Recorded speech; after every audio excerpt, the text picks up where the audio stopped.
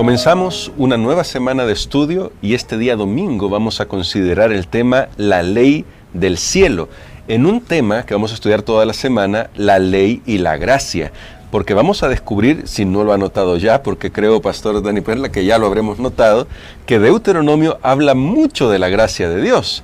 Es más, si no fuera por la gracia de Dios, no tendría sentido la explicación y la profundización de la ley que hace Moisés en el libro de Deuteronomio. Pero ya llegaremos a esos puntos. Este día vamos a pedir la dirección de nuestro Dios para que nos ayude a comprender por qué es importante volver a tocar el tema de la ley de Dios. Vamos a orar. Padre Santo y bueno, tú eres el Rey de Gloria y nosotros venimos ante tu presencia como súbditos de tu reino y queremos escuchar tu voz. Por eso rogamos que tu Espíritu Santo instruya nuestra mente por el estudio que vamos a hacer hoy. En el nombre de Cristo Jesús. Amén. Amén. Muy bien, Pastor Dani Perla. Hemos ya hablado de la ley en algunas lecciones anteriores, pero esta semana vamos a relacionarlos con la gracia. Ese tema lo vamos a relacionar con la gracia de Dios. Sin embargo, antes de poder abordar el tema de la gracia de Dios y la ley en Deuteronomio, la lección trata de llevarnos mucho tiempo atrás. Y yo quiero hacerle una pregunta acá. ¿Necesitaban los ángeles una ley en el cielo? Me surge la pregunta porque algunos que ahora mismo dicen que la ley ha sido abolida con la venida de Jesús, quizás tienen la idea de que en algún momento no existía la ley. Si se pudo abrogar ahora, en algún momento debió haber dejado de existir. No habrá existido. Muy bien, yo creo que tenemos que recordar los principios fundamentales que hemos estudiado y uno de esos principios es que Dios crea seres libres, pero moralmente libres. Muy bien. ¿Por qué se dice moralmente libres? ¿O por qué se habla de la ley moral o de moralidad? Porque lo moral tiene que ver con la conducta, seguir una conducta. Entonces, no podemos decir eso, por ejemplo, de un objeto. Este asiento donde yo estoy no es moral porque claro, es inerte, no tiene vida. Ahora, un ser vivo sí. Y en este caso, hablando de los ángeles, ellos son seres a quienes Dios creó también como seres morales, pero les dio libertad de elegir, porque si no, no hubiera existido la posibilidad de seguir un camino contrario a la voluntad de Dios. O sea, no habría una violación de la ley.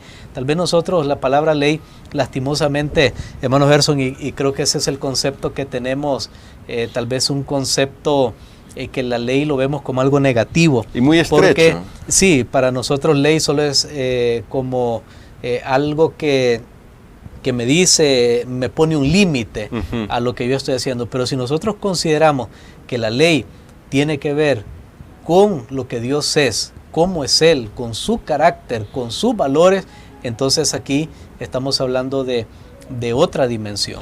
Bueno, me llama mucho la atención lo que dice, Pastor, porque de hecho la existencia de la moralidad implica que debe haber esa ley que, aunque no está expresada en los términos que nosotros usamos acá en la tierra, definitivamente tiene que tener un sentido. Me recuerda mucho esta frase de Viktor Frankl que decía que hay dos caras de una moneda.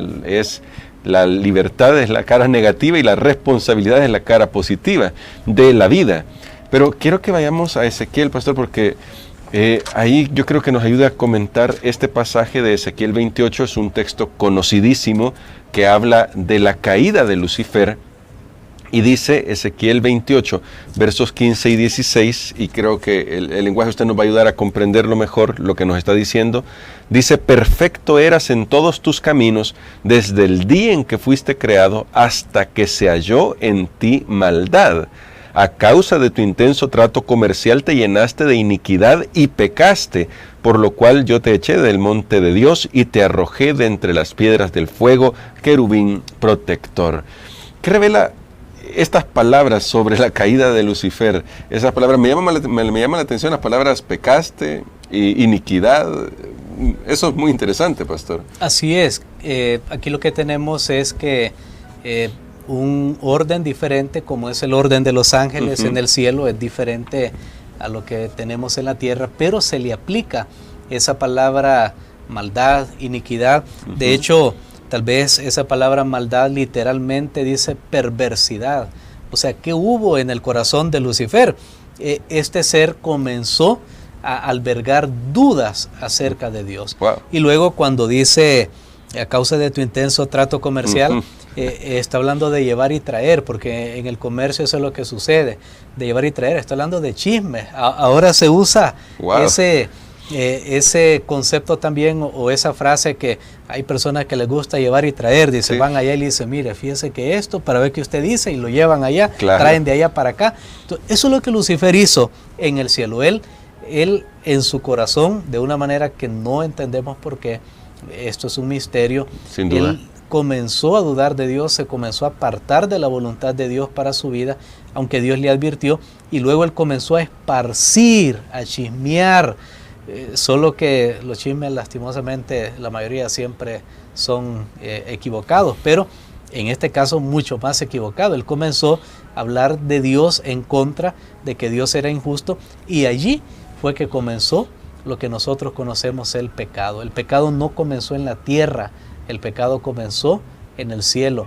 Cuando Dios creó al ser humano, ya existía el pecado, por eso Él les dio advertencia, por eso Él les dijo también que ellos, como seres libres, tenían la posibilidad de escoger la vida o de también escoger, por supuesto, lo que Dios les dijo, no lo hagan, el bien y el mal mezclado.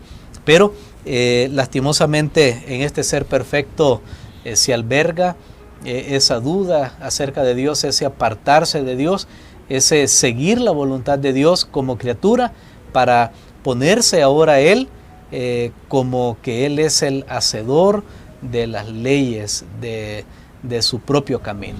Muy bien, me llama mucho la atención esto que usted está diciendo, pastor, porque claramente, como usted lo mencionaba, en un orden diferente al de los seres humanos, hay principios que nosotros llamamos acá en la tierra la ley de Dios, que para ellos era la ley de Dios, y son principios que tal vez no los podemos expresar de la misma manera, pero que, imagino, pastor, tenían que ver con la lealtad indivisa a Dios. Ya cuando se le quita esa lealtad, ya tenemos un problema.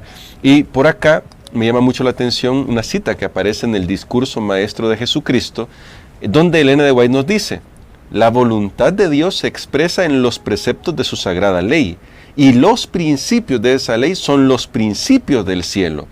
Para los ángeles del cielo no existe un conocimiento superior que el conocer la voluntad de Dios, y el hacer esa voluntad es el servicio más elevado en que pueden ocupar sus facultades.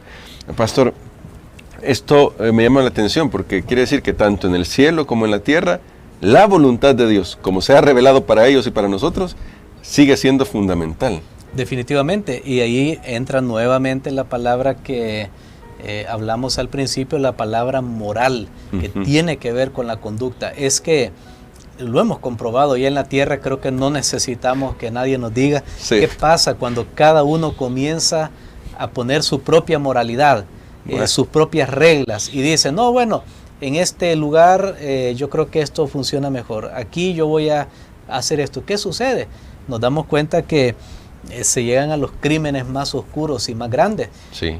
Porque no hay una guía. Ahora, Dios tiene una ley moral que está expresada, por supuesto, allá para los ángeles en el cielo. No les decía, no matarás, claro, porque allá nadie mataba.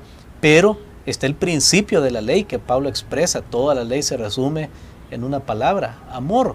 Y Dios es amor. Quiere decir que la ley y Dios están relacionados íntimamente, que la ley más bien es un reflejo de quién Dios es. Por eso atacar la ley es atacar frontalmente a Dios, y eso tiene consecuencias graves. Y vamos a estar estudiando durante esta semana un poco más de esto, y recuerde, la intención de esto es aplicarlo a nuestra experiencia hoy, más porque sabemos que estamos cada día más cerca de la segunda venida de Jesús.